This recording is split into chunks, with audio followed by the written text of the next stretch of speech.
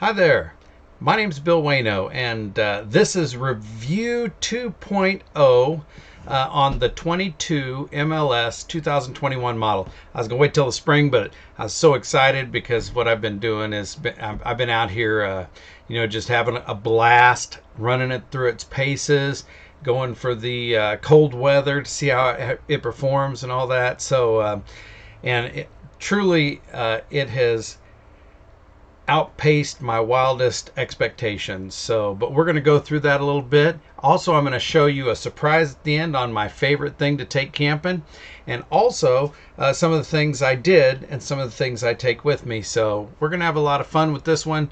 So let's get right into it. So the 22 MLS, if you watched the first review, I'm not going to go back through the story, but pretty much we had Heartland Mallard M231. It was the perfect floor plan for us. It wasn't built as well as the Cougar 22 RBS, but since it was the same floor plan, it was really tough to make that decision. But how to buy it. However, when the 22 MLS came out, it was completely the floor plan completely sold us. So we went ahead and bought that one. So I mean, that's why we got it. You're gonna love this floor plan, and some of the things I'm going to tell you now because we already got ours. But as soon as this thing hits the public and they do a lot of advertising on it, I'm telling you what, you're not going to be able to find one. That's how awesome this is. And so I've even found some things out that I don't even think that if the engineers planned this, they're genius. I'm recording this, by the way, from the 22 MLS because it's so perfect as an office and for green screen and media. But so you're going to see that. So some of the basic things that I truly enjoy and wanted as an upgrade on the new travel trailer was the wheels. They're E-rated #1. They're 15-inch #2. And the thing that I like probably the most is the 10-ply sidewalls. I really wanted that. I've seen a lot of reviews on these tires here. I may be upgrading Goodyears, I don't know. But anyway, from what I read, as long as you keep the proper air pressure in them, they'll last you a long time. Another thing I wanted as an upgrade was the two 30-pound propane tanks. And I've been doing a lot of research on heat, and I will talk to you a little bit about that in a moment. But I really wanted that extra propane to go camping with. Also, a huge upgrade for me was the stairs. They reach all the way to the ground, and it really stabilizes your camper really well. The Key TV. It is an excellent design. I have a satellite that's outside, hooks straight into the back, and then what happens is you just hook your receiver up inside, and it's pretty much just a straight connection. So it recognizes it. It's really easy to do and well thought out. Another thing that was really amazing to me was you get the friction door, which I've never had that before, and I love it. So the wind can't catch it. On the Cougar, they've really thought a lot of details out. I'm going through this a little bit fast because these are just standard things that I love about this camper. Also, the 18-foot awning. It's fabulous. I mean, the thing is huge. The In Command. The In Command is a 4-time redundant no-fault system. You have your apps on your phone. That is exactly like the pad right there in the video here, and it controls everything. I'm in love with it. If something was to go out here, what you would do is you have a manual controls on the motherboard in your crawl space. So it's a no-fault system. I'm excited about using it year after year after year, and I think it'll be great. Another thing I love is the stove. Again, Cougar puts all the high-end things in their campers, and I just truly appreciate it. I've used stoves in the past. I've used the metal, the ceramic covered metal grills, and you got to be careful where you put your pot. This is residential. It's all cast iron. The burners are heaven to cook on. It's just a step above. You could tell they did everything thinking of what's the best. And if this is the best, let's put it in the Keystone Cougar. So, love it, love it. The theater seating controls. Again, love it. It's massagers, it's heaters, it's completely flat laying down. You're gonna love the theater seating. It's amazing. But we're not even. This is just the preliminary stuff that I want to get through before we get down into that nitty gritty part. So, stainless steel fixture, stainless steel sink. So let's get down into some of the detail-y parts of it. The first one is the slide out. Almost half of the camper slides out, and in that slide out, let's see, you have your theater seating, you have your refrigerator, you have your microwave, you have your cabinetry, 5 drawers of your cabinetry. These are all in that slide out there, and it only slides out 22 inches, which is absolutely fantastic. So you don't really have to worry about when you back up into a slot, am I going to hit a tree as much, or am I going to hit the power pole as much? Because really 22 inches. And you would think from the inside of this camper that it slides out 3 feet or 4 feet, because really when you're in here, it just opens up the whole world. You feel no claustrophobia at all. It's just I'm going to show it to you. So here's the inside of our camper, and it's just a huge floor plan. I'm on the bed taking this picture here, so you're going to see that, you got your theater seating there. It goes all the way back to the kitchen. Your bathroom's back there, which I love, a separation from the bed to the bathroom that's all the way back to the back of the camper. For some reason, I just like that. Then you have your table that I'm talking to you from right now. So all that for a 22-inch slide out. It's really 2 campers in one. And here's why. In the extreme cold weather, or maybe the extreme bad weather or whatever, you may want to keep your slide in. And a lot of the campers, you just can't get around in them. Okay, here's the thing. In the 22 MLS, with the slide fully in, it is still a full functioning camper, travel trailer. You can go all the way through it from the front to the back. Everything you can use, from your sink, your bathroom. This is going to amaze you. You see that theater seating there? This is with the slide completely in. Now, with the slide completely in, you can lay your theater seating all the way back flat. Now, I don't know if they engineered this or not, but as you can see right here, just above my head, this is with your theater seating completely flat and open. And there's still about 1 inch of room between the bar of your table and your theater seating. Where can you get that? Where can you get that where you have, say you got bad weather? Okay. I'm still going to work on the table.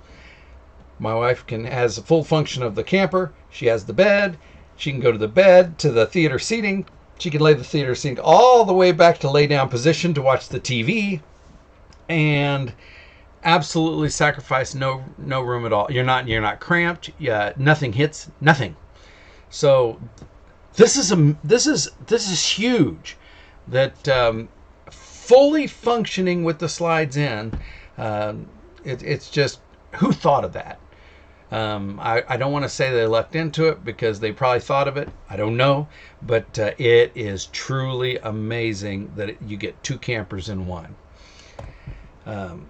One of the things I was going to tell you about, though, that was a negative that isn't anymore, and that's having the hot water heater in the crawl space, not the crawl space, the space in the front of the camper, your storage area.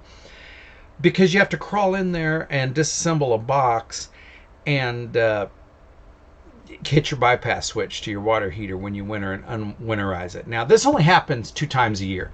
With me, it's more because I play. But so I wanted to address this problem. So what I did is I cut a 5-inch hole so that goes from under the bed into the area where the switch is. And I took that 5-inch piece of wood that I cut out, I put a hinge on it, stapled the carpet back on it, and then I went into the other underbelly one more time, or into the pass-through one more time, and I screwed it back on there. So what I can do is, that's my finger. I can take my finger, I can do a little pushy through, then I do the bypass switch, and I put a little screw on this side where I can just squeeze it and pull it back, and boom. There's a picture of it. You can't even see where I cut through. All it is a little pushy door into the pass-through, so you can flip that switch, and then you never have to deal with it again. You can't even see it from inside the camper when you raise your bed. So that was my solution right there.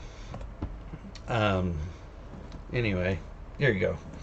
A little bit of a pre-shot there. So okay, so 10 degrees outside, and I wanted to see what the best way to go in heating my camper, but also saving the propane. Do I worry too much about it? Not really, or I wouldn't camp in the wintertime, because you gotta be ready to spend a little propane if you're gonna camp in the wintertime. However, I did want to see what heater was the best heater, and I used an infrared heater, and I used a radiator heater, oil-filled radiator heater. And so what I found out, and another thing that's real important, is you don't run those heaters above 1,000 watts. I keep it on low, which for the radiator, the infrared heater was 800 watts, and for the radiator heater it was 800 watts as well on low. So this is the experiment I did, and I never go above 1,000 watts. And the reason is you don't want to heat up your wiring, and it could be a fire hazard eventually, because you could melt those wires. The radiant heater, the infrared heater, I didn't see much of a difference. So I took that back. Radiator heater, I've used those in my house a lot because I feel they're the safest heater. There's no exposed element. It just heats up the oil. There's no fan, so the radiant heat goes up. If you'll notice on this picture though, what I do is what I do is I take and I put a fan like on that counter there, and I blow on low, fan on low. I blow the hot air and I circulate it. But see, I use a fan anyway all the time, so it's nothing extra, because I like to circulate my air. So and again, on that radiator heater, I did notice a huge difference. I've done some research on propane use and how long I can stay out. On average, you're in the 20s temperature, you'll go through propane. I like to set my thermostat on 75 because it keeps the camper at 70 all the way around. However, I did notice if you set it at 70, it keeps it at around 65 degrees, and the heat in the camper for some reason is a lot more even. So when I set it on 75, it'll be 70 in the camper, but on the floor it might be 64. Okay, stay with me here, because if I set it on 70, it'll be 65 in here and 63 in the lower area. So for some reason, setting it at 75, there's a different contrast setting at 70. So I may end up just putting some slippers on, and I'm Native American Indian, by the way, so I'm not a big clothes guy. I haven't even got a coat out yet this year, and it's been 20 degrees, so I like cold weather, don't like clothes, and that's that. So, but hey, I'll tell you what, at 70 degree setting, when that variance is very small, I may go that route. So I don't know. But anyway, that radiator heater took the, let me go back here. So setting it at 75 in the Cougar right here, I figured I could stay out about 5.5, 6 days. Now, here it is. With the radiator heater going on low, that extends my propane usage to about 9.5 days, which is huge. So I don't have to carry an extra propane tank. I don't have to go somewhere and get my propane refilled. I can last up to 9.5 days with just a small radiator heater, and I could make that even smaller, or I could make that even longer if I put a couple of them in there. But again, you run the risk of heating your camper up too much and not using your heater, and then your underbelly may freeze. So if you're going to use a supplemented heat source, don't have it so high that it doesn't kick on your propane every once in a while to keep your underbelly above freezing. So, and we're going to talk about that. Also, I've got some great ideas that I want to share with you, and hopefully on the Keystone Cougar Club that I'm on, maybe we can come up with, there's got to be an engineer or a fabricator or something like that in our little club here, and we can work through this problem ourselves. But anyway, moving on. Oh. Here is another thing that I did because I have a 107-pound puppy dog that is a rescue dog that travels with us, and she gets hair. She sheds, right? So I did notice that I have the input on the furnace where the air goes in. It's about a 1 by 2 foot opening. So I unscrewed that, took that off, put some aluminum angle iron in, and just put a pre-filter in there. Nothing that's going to stop the flow of air going in, but enough to grab the hair before it goes into the heater area, if that makes sense. So I didn't want the dog hair to get sucked into that heater compartment. So I simply took that door off, screwed some aluminum angle iron on so I could slide the 1 by 2 pre-filter down there, and that should catch the dog hair. I'll let you know how that works out, but I thought that was a great idea. For the Keystone Cougar people, one of those black pre-filters that go up in your air conditioner here, that would be perfect to slide down there. I just couldn't find that type of thing, so I just got a pre-filter. So there you go. Okay, this brings us to a couple things I just kind of wanted to show you. I don't know if you find this useful or not, but for those of you who work on the road, this is a computer I came up with, and it's simply two 15-inch computer monitors on each side of my laptop, and I have a dual monitor stand back there in the back, and so it's just a wonderful workflow, and it keeps everything organized. So that is my workstation. This is what I'm recording on right now. This is something I've been developing to be able to do the green screen with, which is what I'm using right now. And this is simply a 2-foot green screen. Now, this 22 MLS. Again, I don't know if the engineers thought about this or not, or it just turned out that way, but the 22 MLS is perfect as a mobile office, because I can have my wife in the theater seating, or the king size bed, or outside, or whatever, and I can set my office up right here on the dinette table.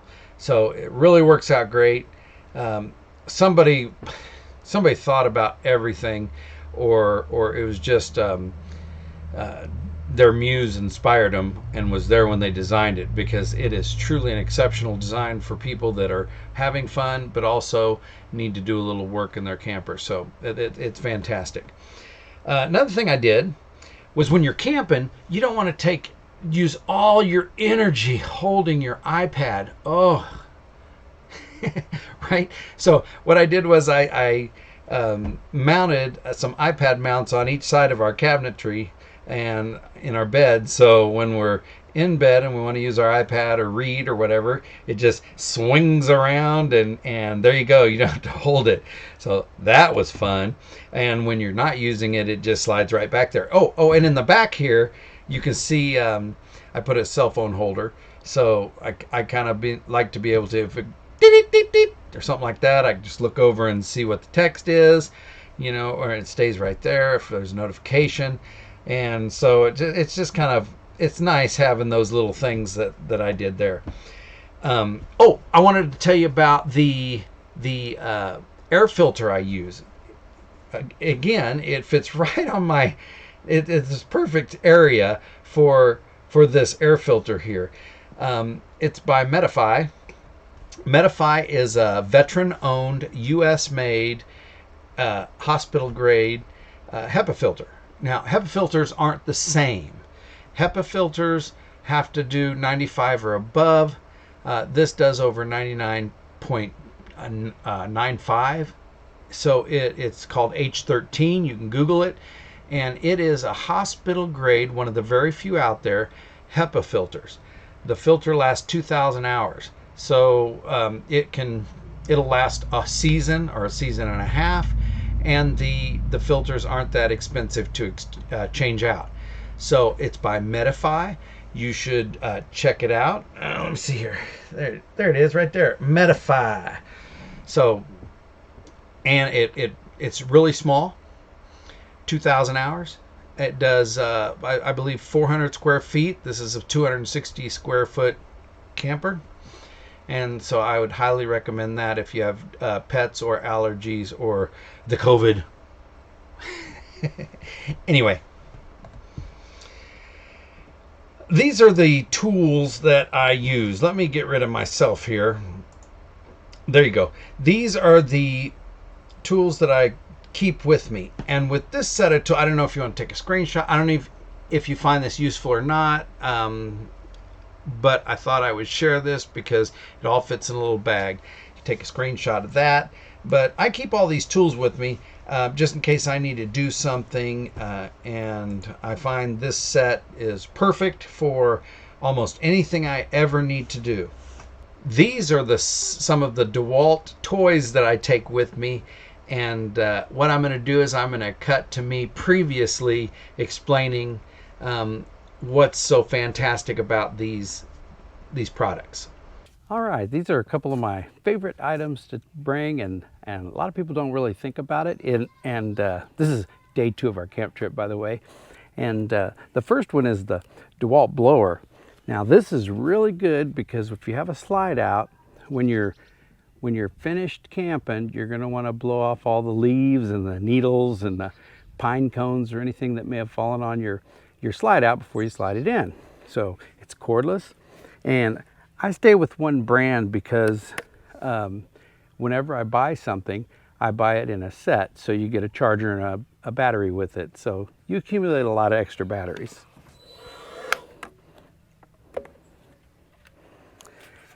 The next thing, if you've ever backed up into a campsite at night, it's really tough because it's tough to see. Well, DeWalt also has a really nice light that's battery operated on the same batteries. All this stuff is on the same batteries, and it really lights up your campsite so you can back in nice and easy. Of course, you want your tunes.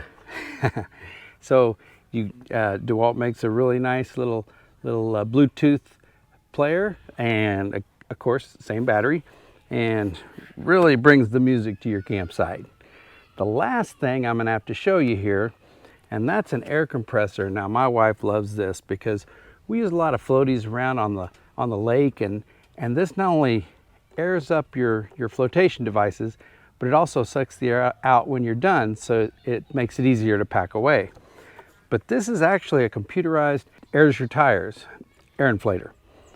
So you set it to the pounds per square inch that you want, and then push the button, and it automatically stops. Even when you are inflating your flotation devices, it'll stop at a certain pressure, which is really nice. So, all right, lighting a fire. One of the one of my pet peeves is maybe it misted or there's dew on the wood or whatever. I want to be able to take one match. I want to be able to light the fire with one click of the lighter there and have a roaring fire in minutes. So there's a couple things that I keep with me at all times. Number one, these are American made. All it is pressed sawdust bricks. They're about 50 cents a piece, and I use 2 of those per fire. So I'll carry 6 to 12 of them with me. The quick fire is a little miracle in a bag. So it's a little waxy substance, a little square. You light that on fire, and it lasts a long time, and it's waterproof. So you can light this on fire. As soon as that white substance lights, and it stays lit for a long time, you can throw it in the water, and it'll stay lit. That's how awesome these are. And you get a whole bunch of them in a box. They're cheap. It's quick fire, and so I take 2 bricks, TP them, and put a couple of those quick fires underneath. And any log you put on there, whether it be wet or not, by the time the bricks finish burning down to 0 ash, by the way, they really utilize all that product. You have a roaring fire. So there you go. Also, let me get rid of myself real quick. Boop. So at the bottom there, you're going to see this little. It's called a barbecue fan. Love this thing. So I had to modify it a little bit, but it's a little bitty handheld blower. And then I put you can get campfire blow tubes. What it is, it's kind of like a telescopic straw, and it's so you can get your fire going. So the idea is to extend this telescopic straw and blow into it to get oxygen in your fire. Well, you know, why do that when you can just attach it to a barbecue blower? You know, and I found a little O-ring, rubber O-ring, and it just pushes in there, and it keeps that telescopic straw nice and secure. And I turned that sucker on, boy, and I'll tell you what, it's like you could make a sword on this fire. It just shoves that air through, makes it really hot, and it's just a fantastic little thing I came up with. So anyway, that's a fun thing. I've had a lot of people stop by my campsite to look at my little camp kitchen setup, so I thought I would show it to you. Number one, I've got a grill for my steaks and burgers and things.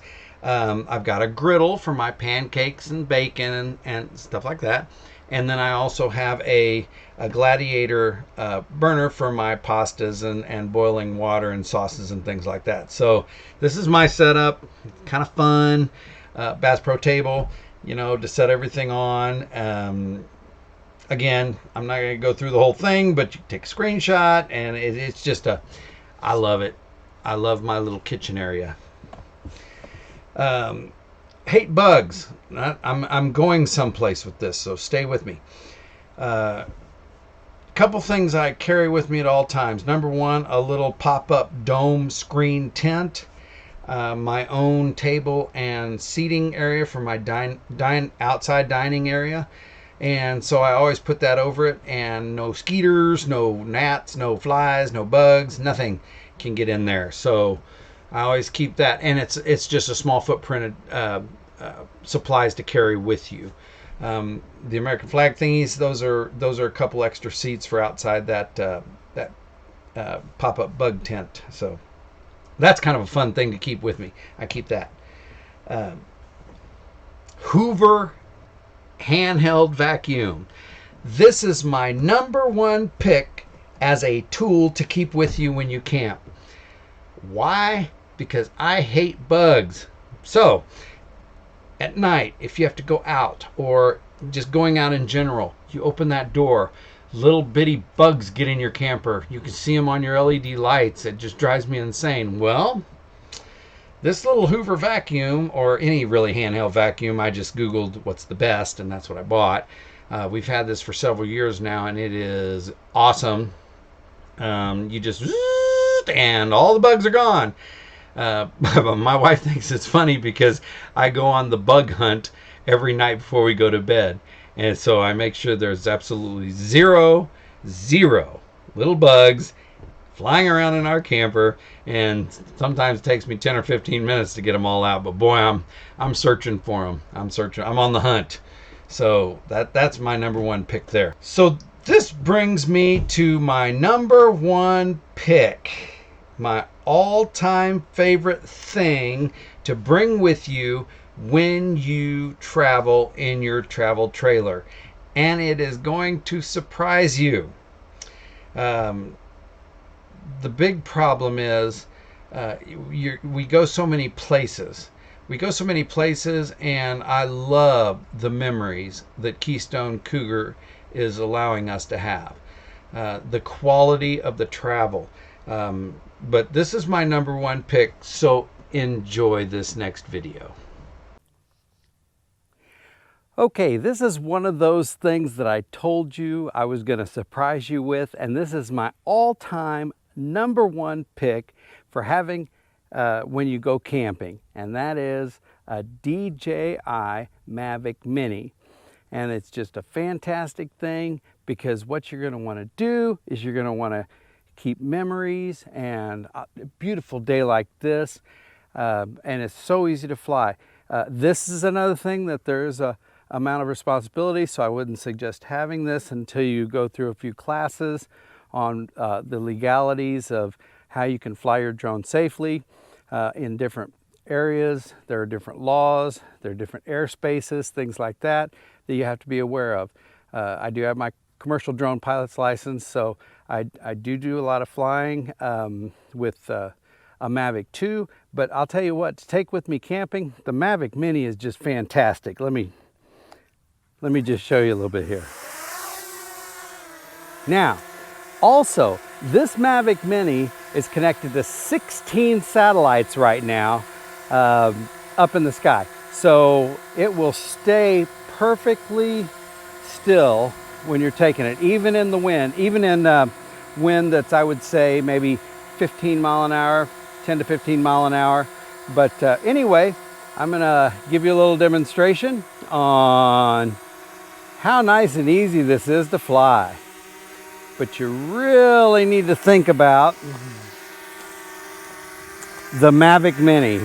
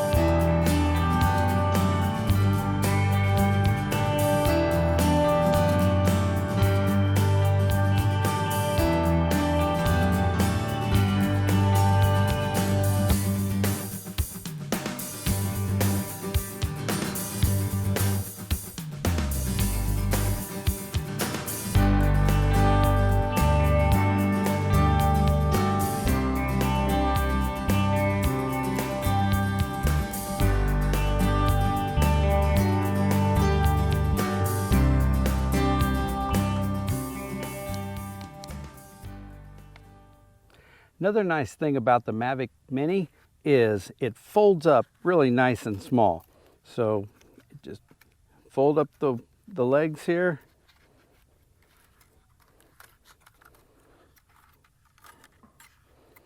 And that's what you have to carry around. 249 grams. It is just fantastic if you're backpacking or anything like that. It's just a wonderful thing to have.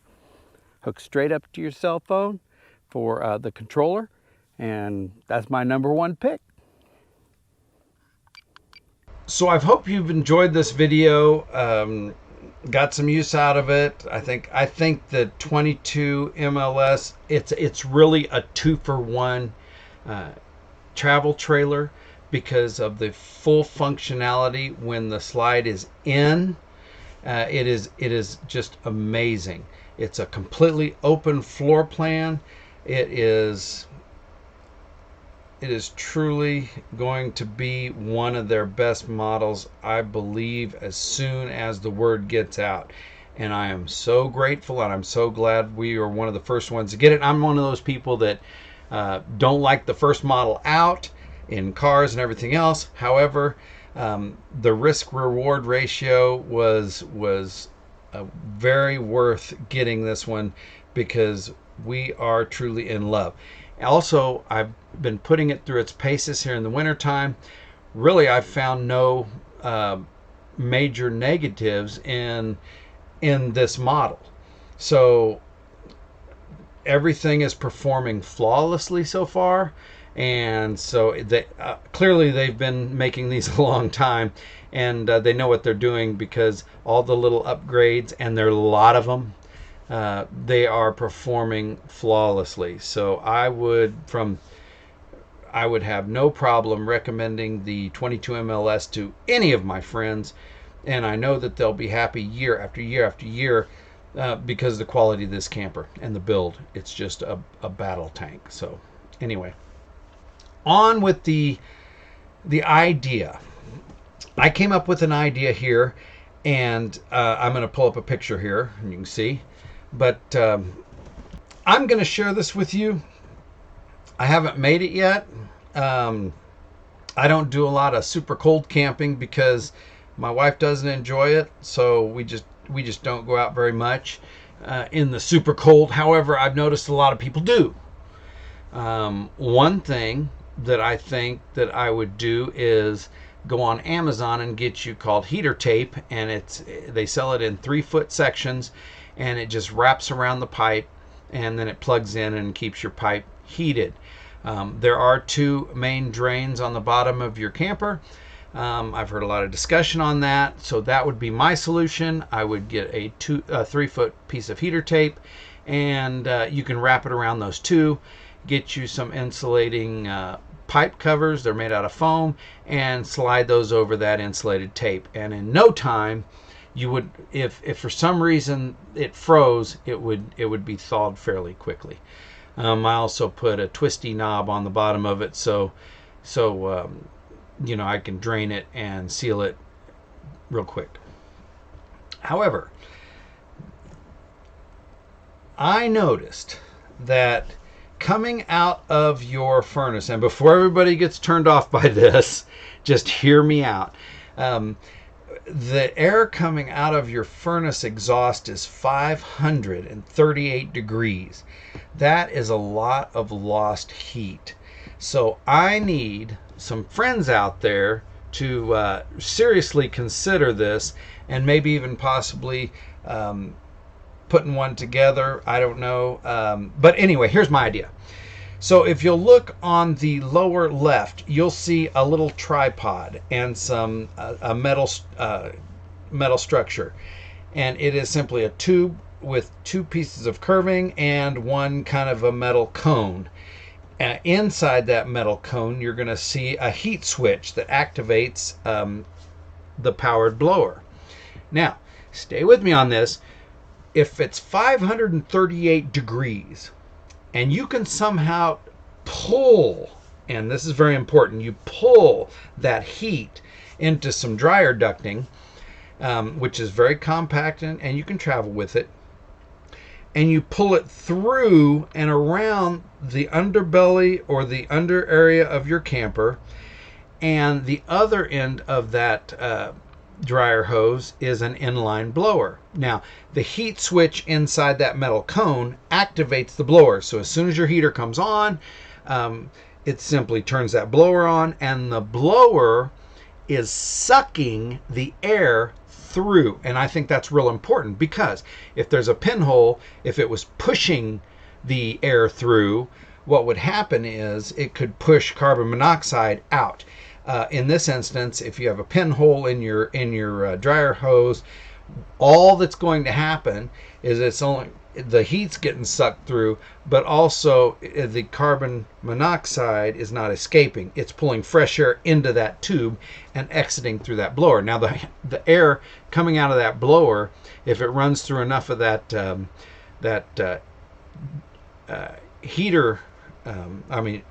dryer tubing, which is real thin, and it will dissipate in there enough, and you're reclaiming all that heat, the heat coming out of that dryer hose would be fairly cool, which means you've reclaimed all that heat. Also, I came up, if you look at the lower right, I would like someone maybe with a 3D printer or something to come up with a few connector pieces. The connector pieces are this: simply an H-type rod, which is at the bottom is welded a little pad where you can stick either tent stakes or maybe lay a sandbag over it to keep it in place. But then you just slide your 2-inch foam outdoor rated boarding or insulation into that. On the right of that, you have one that's good for angles. So if you had some 2-inch foam boarding, and with these two pieces, multiples of these two pieces, you could go around your skirting of your camper and keep all that heat in. So anyway, that's kind of an idea. Also, I would put a carbon monoxide tester, and I would put it on a magnet and slap it on my axle outside. That way you get kind of a warning if something were to go wrong and you heard that go off. You could go in and simply grab that tripod and move it 5 inches to the right or to the left, and then the whole thing would not be doing anything or putting the carbon monoxide underneath your camper. So anyway, that's my idea. I don't know if it's good or not. I haven't really tried it yet because I don't do a lot of cold weather camping, but I have seen a lot of people out there that have issues with keeping their camper from freezing in minus 10 degrees or something like that. This might be a solution that I was just thinking about. So there you go. And last but not least, I would like to thank Keystone Cougar for putting my name on the side of the camper and in the front of the camper and in the back of the camper. And here's why. I'm Native American Indian, very active in my tribe, and 4 greats ago, my grandfather was the chief of the tribe. As a matter of fact, in Shipshewana, which is where my name came from, the last 4 letters, W-A-N-O, was the chief of the tribe. And he was moved down to him and his tribe was moved down to Kansas by soldiers, and he wanted to go back to his native land to sorry about that. He wanted to go back to his native land to finish out his life, which they did allow him to do. But they built a monument there, and you can see the third one over. I'm at that monument, and that is honoring my great grandfather. His son was also the chief of the tribe, and my name, Shipshawano, is really an image of a large cat and vision of a large cat. And that's what the chief's name was. So I was really honored. I was at a powwow in Oklahoma, which is where our tribe is now, Shawnee, Oklahoma. And on the sacred grounds, veterans were going in on those sacred grounds, and they were calling their names out as they walked in. And one of the names they called out was Bill Wano. And I was like, well, I'm right here. I was never a veteran either. But I did notice there was another Bill Wano. So we got to know each other from that powwow. Well, he was already named. So because I was so active in the tribe and our history, and he's also a second cousin, by the way, come to find out, he honored me with naming me. And so the way you do that is you fill out a questionnaire. He thinks about it, he sleeps on it, he gets an idea of what he should name you. And I had the honor of being named Wijsema Shipshi Wano, which means walks beside the big cat or mountain lion. In this case, the big cat would be the mountain lion known as the cougar. So you have to envision this, but when I am walking beside my camper, that is exactly my name. So thank you, Keystone, for for putting my name on the side of the camper. I just thought that was humorous, and also a little history lesson of what my family name is. So thank you very much. See you later.